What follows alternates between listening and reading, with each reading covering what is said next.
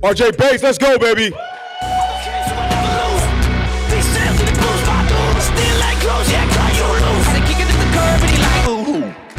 I'm going to bring up my panel real quick so you guys know who I am, all right? Panelist number one, we got the 2021 Closers Olympics belt, okay? All right. Panelist number two, 2022 Wholesaling Live Challenge, and 2023 Closers Olympics. All right. So I can close some deals, all right? That's what all these names are. Those are all the people I beat, okay? So, I make sure they remember. Some of them are here. Isn't that right, Aaron? Aaron's on there at times infinity. So today I'm going to be talking about how I close deals, okay? It's going to be a unique perspective in comparison to anything that you hear out there. But what I want you guys to understand is it's proven time and time again, okay? Not only do I win competitions, but also just I win in real life, okay? Twice I've gone live for 50 days straight on YouTube. First time I did it, 86 deals in 49 states. The second time, a little bit embellishment, not 150, 125. 125 deals in the 50 days, okay? But on top of that, Cassie and I, that's my partner Cassie, shout out to her. She's the real boss, okay? I just get to do the fun things. But we also have a team. We've been entrepreneurs for 14 years. So I want you guys to be engaged on what I'm talking about and trust the process, because that's what I'm going to give you guys today as a process, okay? Now, before I get started into my speech, I want to give you guys some free stuff. Scan this QR code, okay? What we're giving you here is what we do for lead generation for free. We're giving you the King Closers Blueprint, which is what I'm going to go through for free. We're going to give you our DISPO formula for free. And we're going to give you a 50-page what markets to be in book, okay? So it's about 100 pages worth of information. The markets it goes through gives you title companies, gives you the wholesale regulations in those different states, and the percent of deals that we've done in there, okay? That's all free to you guys. It's basically a from A to Z what we do at Titanium free course, okay? First things, when we're on the phone with a seller, I'm going to give you like 3 to 4 core fundamentals that I want you to understand. You always need to embrace no when you're on the phone with a seller, okay? I am the best closer in this industry, and with the best lead generation strategy, 6 times I get told no out of 7. The sexy way to say it is I close 1 out of 7. But to me, it's 6 times I get told no. You need to understand that when you are on the phone with sellers, you need to be looking for the reason why you are not going to be buying the house. So often when we're on the phone with sellers, we're looking to try to manufacture a deal. We're trying to find the reasons why we're going to make this deal happen because we're struggling to find leads, right? I want you to look at it completely different. You're a buyer. That's who you are. You are trying to find the reasons why you don't want to buy that deal. So when you do end up with a deal, it's a good one. Everyone understand that? Because we're going to touch base on that again later. You are the buyer, okay? They are the seller. That means they are going to sell you on the house. If you go in to buy a car, that salesman does a lot of talking. He sells you or she sells you on the car, right? Why, when we're on the phone talking to a seller, do we want to dictate the conversation? Do we want to do all of the talking? You're on the wrong side of it, okay? You need to let them sell you on it, okay? So understand that as we get into more of the details. All right, this is one of my favorite things about watching other people close.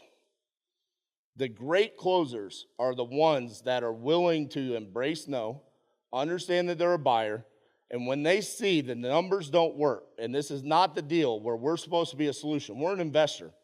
We're here to help motivated sellers, okay? Do not try to manufacture a deal. You will completely stall out your business on trying to close a bad deal, to wholesale a bad deal, okay? You want to find the deal. Two most important things when we're talking to sellers is right price and motivation. Everything else is irrelevant because it gets fixed with price and motivation. So when you're on the phone, that's what you're looking for. Does this seller have motivation, and can we get the right price? Do not manufacture deals, specifically in regards to creative finance, okay? It's one of my biggest pet peeves. All right, become a machine. Listen, when you are on the phone with a seller and you are introducing yourself, you're asking your first, second, third questions, you need to be able to ask those questions and introduce yourself the exact same way every single time without having to think about what you're saying. This is one of my, I wouldn't say skill sets, but it becomes a habit. It becomes one of those things where what I'm going to teach you today is as you're in the flow of things, there's actions that you're taking behind the scenes that you don't need to be thinking about the questions. So for example, seller answers the phone. Hey, is this John? Yeah. Hey, John, I was calling about 123 Main Street. See if you're looking to sell that property? Yeah, I am. Awesome. How much are you looking to get for that? Well, $100,000? $100,000. Okay. Well, tell me a little bit about what you got going on. Every single time. That's how my calls go. Every single time. Unless they throw a curveball. But more often than not, the way the question was asked, we get the exact same answer every single time. Okay? By that point in time, what you guys don't understand is I've already pulled open the property on Google Street View.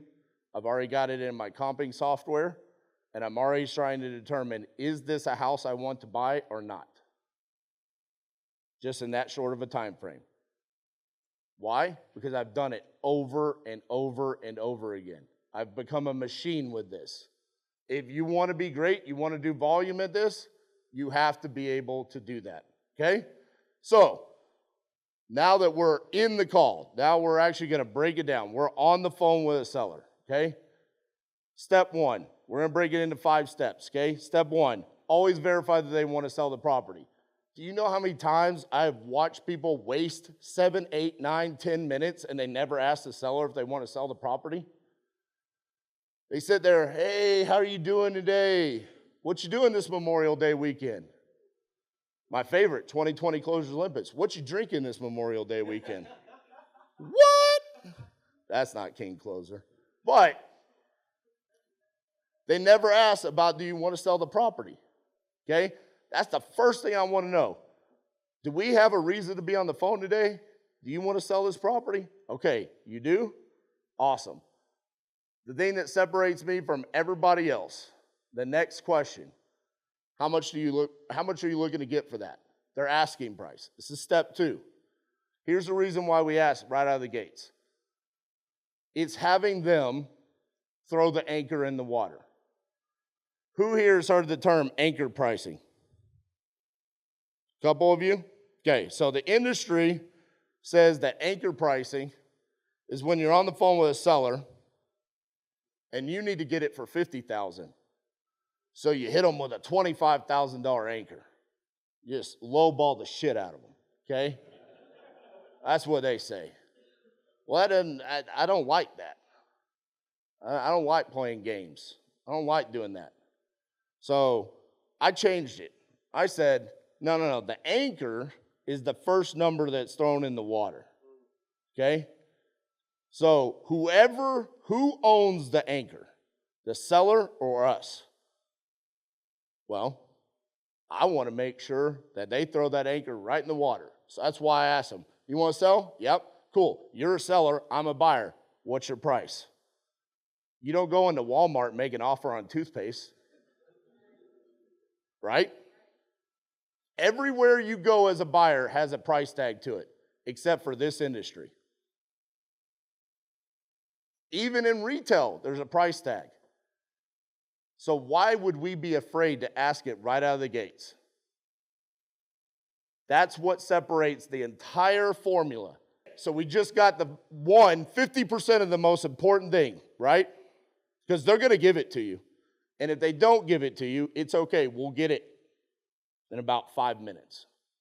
Okay? If they don't give it to you, move on. Step 3, open-ended questions. This is a pivotal moment in Aaron Bevan's life right here. Y'all see that picture of Aaron? That's the last time Aaron Bevan saw a live closing take place. That was 2022. You remember that moment? All right. Do you want to sell? How much are you looking to get for that? Validate that you heard them. $100,000. Awesome. Open-ended question. Tell me a little bit about what you got going on. In your PDF that you're going to get, it's going to say, tell me a little bit about what you got going on with the property. I don't want you to say with the property. Okay? It steers them too much in a direction. I want this completely wide open. I want them to talk about what is most important to them. Tell me a little bit about what you got going on. This will be, they talk about condition, they talk about timeline, they talk about finances, they talk about their divorce, they talk about inheriting the property, their foreclosure, whatever it is, they're going to go straight to the most important thing that they want to talk about. What does that mean? They're talking about their pain and their motivation, if it exists. It's undeniable. It happens over and over and over again. I will close deals in 9, 10, 11 minutes, and I will find out more information than the people say, you have to build rapport, you have to do this, you have to do the 4 pillars, and they'll be on the phone for 30 minutes, and they won't know what the motivation is, but they're friends, and they won't know how much the seller wants for the house because they're too afraid to ask. And we get it with the first 3 questions. You want to sell? How much you want? Tell me what you got going on. Whatever they respond with, you keep the conversation on that topic. So, tell me a little bit about what you got going on. Well, it was a tenant-occupied property. It's now vacant. It's in pretty good condition, but I just really don't want to spend the money to fix it up. So I'm looking to sell. Okay, so how long was it tenant-occupied? What happened to the tenant? That's what they wanted to talk about. Keep it on that topic. Because whatever they told you is probably about 40-50% of the true pain and motivation. If you keep asking open-ended questions on that topic, that's what gets you to the 70, 80, 90% of why they really want to sell the property. And that's what we really need to know. What is your problem that I'm here to solve today? I'm going to solve that problem by buying your real estate. That's my job. But I really want to understand that. So we stay in the pocket of asking open-ended questions, okay? Does everyone understand the difference between open-ended and closed? Okay, so we stay in that pocket of asking the open-ended questions. Probably somewhere in the range of 3 to 4 open-ended questions is what you're going to need to know, to ask, to get the relevant information that you need, okay? This is one of these moments that this is based around my experience of watching other closers, okay? They have found out that there is a motivated seller and this is a deal that they could close, and this is where they want to insert their dumbassery, okay? Here, I want everyone to avoid that, all right? It's probably going to contradict what other people believe in this room, but I was asked here to speak on my truth and what I believe in, okay? So, here's what I believe in. You're the person that they need to deal with, okay? No one here, I don't think anyone here does. If you do, you can say it. No one here has a finance department. No one here has an underwriter sitting in their other bedroom that they're going to go to and ask how much they could spend on the house. You don't have a white glove equity protection program, okay? Don't make up names for things. Don't lie to sellers. Tell them the truth, okay? Regulations are coming down on the wholesaling industry, partially due to the fact that we are regularly lying to people. So let's just stop lying to them. How about that? Does that sound good? So, when you're talking to them and you know that you have a closable deal, don't make up any stories. If you ask a question and you say, how did you come up with $100,000 as your asking price? And they give you a short 15, 20-second answer. Very common response, okay? Here's how you utilize awkward silence.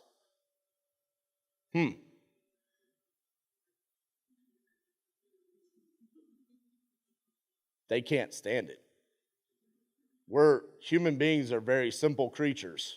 And for whatever reason, we can't stand sitting in silence. If you sit in silence, that 15 to 20-second answer that they just gave you will then become a 2 to 2.5 minute answer.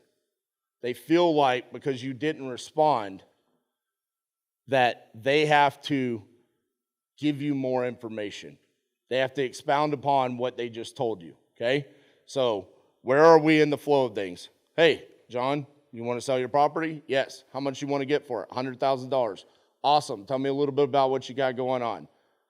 Tenant-occupied property. Now it's vacant. It's in good condition. I just want to get rid of it. Okay. Well, ask about the condition. Ask about how long was the tenant there. Open-ended questions based around that topic. Every time that they give you a response, I want you to have a regular cadence of seller stops talking, 1 second, 2 second, 3 second. Then ask your next question. One of the worst things that I see is that a closer asks a question, seller stops talking, seller then remembers, I need to tell them about this, and they talk over each other simultaneously. Because what happens is the seller goes, oh, I'm sorry, go ahead.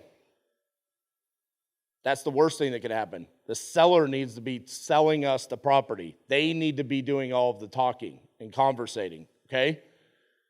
Here's one of the things to understand. We will do this all day, every day. We will become machines. This will become second nature to us. To them, this is probably one of the very few times in their lifetime they're ever going to sell a property. Most people only sell like 2-3 houses ever in their life. They don't have a script in front of them. They don't have a formula. They don't know what to say. Be patient with them. Give them time. Just sometimes sitting in 4 seconds of silence will remind them to say, well, I have a $40,000 mortgage. Wow. That very valuable information, because what I was looking up didn't show me a $40,000 mortgage, okay? Valuable information just comes spewing out of sellers when you sit in silence. Why? Because they're rapid fire trying to think of everything that they need to tell you, and they weren't prepared to, they didn't have it like lined up and saying, okay, I need to tell, this RJ guy that's going to call me this, all right? So be prepared for that. Reverse rapport. So everyone always gives me a hard time because they say, RJ, you don't build any rapport during this, okay? No, I do. I mean, I'll be friendly with people. We'll laugh and we'll joke, okay? But I want to stay pretty on point on moving the needle based off of the information that I need to make a decision on if I'm going to be a buyer, okay? So, reverse rapport. What I mean by this is, I'm on the phone. Do you want to sell? Asking price, open-ended questions. During the open-ended questions, I am analyzing the deal, okay? I'm comping it. I'm deciding what the after repair value is. I'm looking at the pictures. I'm looking around on Google Street View. We have our profit calculator that I'm punching in the numbers. Also makes it really easy for me to sit in silence because I'm doing a lot of work, right? I didn't say I'm doing a whole lot of talking. I'm really just sitting there and deciding, do I want to buy this house, right?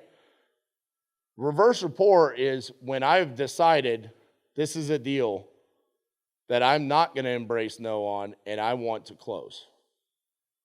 So the way that we build rapport is through credibility, explaining our process, making them feel warm and fuzzy like we are the ones to solve their problem. Because what have they done during this entire conversation? They have been telling us about their pain, their motivation, why they want to get rid of it, why they need the number that they need for the house. They have lined it out for us on explaining exactly how we're going to solve their problem. Going back to become a machine, you need to have this lined up. So here's our process. When I'm ready to close the deal, okay? All right, John, well, listen, it sounds like something that I could be pretty interested in purchasing from you today. So let me walk you through how our process works, okay? I'm going to send you a 2-page agreement if we can agree on price. Once you sign that agreement, we're going to come out. We're going to do our walkthrough. We're going to do an inspection of the property, verify that the condition is everything that you told me it is today. If it is, we'll be good to close on your timeline. If it's not, we're going to have to revisit price and timeline. Okay? Does that sound good? Yep. Okay. Cool. Then we go to the kill shot. Okay? So this is my closing line that works every single time. 10 to 20%. Even when closers don't deserve it. Like I've been doing a lot of seller call reviews in our community, and it's like some of the most awkward calls from people just getting started, and they don't deserve the 10% off, and the sellers are still giving it to them, okay? Does that sound good? Yep. Awesome. Well, if I were to buy the house cash today as is, I cover all the closing costs, and there's no realtor commissions, what's the best price you can do for me? I could do $90,000. You built in a ton of value, right? You explain to them that there's no closing costs, there's no realtor commissions, there's none of that. You're buying it as is, and you're buying it cash, and you just explain to them what the process is going to look like. 10 to 20% every single time, and that's when you close the deal. That is my closer's formula right there. Verify that they want to sell, step 1. 2, asking price. 3 is where you live, okay? 3 is where 80% of the conversation needs to take place, open-ended questions. You want to be a great closer, you have to ask good questions and listen. It has nothing to do with talking, okay? It has everything to do with your ability to listen and ask good questions based off of what they just told you, okay? Step after that, you analyze. Analyze the deal, determine if you want, and then you close. Those are the 5 steps. Does that seem difficult to you guys? Has anybody seen me do it over and over and over again on YouTube? I mean, it's the exact same way every single time, guys. Okay? So what I want you to understand is that as sexy as what I do on closing deals, like I think one's going on Monday. The entire closer's formula, everything happens in 6 minutes. Why? Because it was so easy for me to get through it. The guy was highly motivated and it was the right price. Okay? So don't get bogged down into all of these long scripts. Notice how I never asked anything about how old the roof was, how old's the HVAC. I created a reel yesterday where I said, all right, I saw this happen the other day.